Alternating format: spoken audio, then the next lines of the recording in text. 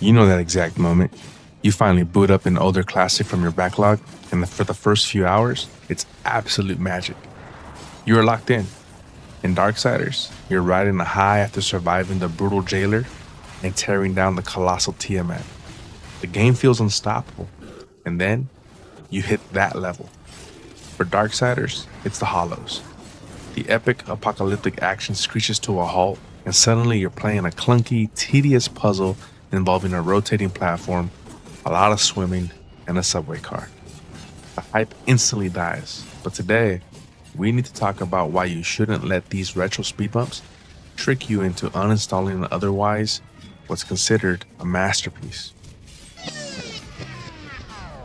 Let's be honest, almost every classic game from the 2000s and early 2010s has its version of the Hollows. Developers back then were obsessed with breaking up the action.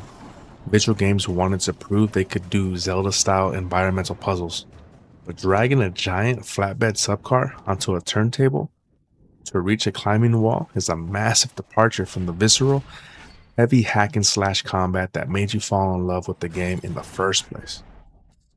Even the boss fight itself, the Griever, is less about trading blows with a giant demon spider and more about charging up your tremor gauntlet to punch a train car into its face.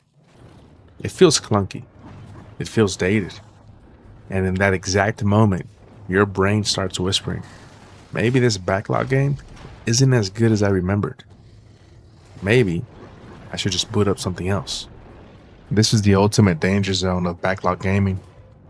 In modern live service games, everything is engineered to give you a constant, uninterrupted drip feed of dopamine. But older games, they took risks. They had pacing flaws. They had experimental mechanics that didn't always land.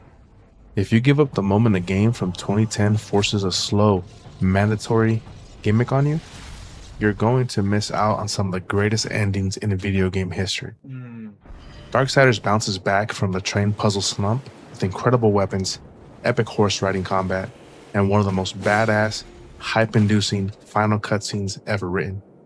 But you only get to witness that if you have the patience to survive the subway. So how do we get past these filters? Simple. Adjust your expectations. When you hit a speed bump in a retro game, don't view it as a flaw that ruins the whole experience. View it as a relic of its time. Put on a podcast, take a deep breath, and just brute force your way through the clunk. Remember that a game is allowed to have a bad hour. One tedious level doesn't erase the brilliant combat mechanics, the gorgeous comic book art style, or the epic world building that hooked you in the first place. The next time you boot up an old favorite and hit a clunky roadblock, don't drop the controller.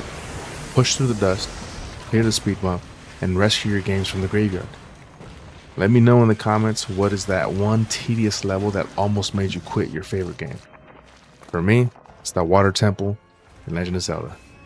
Let's talk about it below. Defy the hype, own your games, and as always, lag out.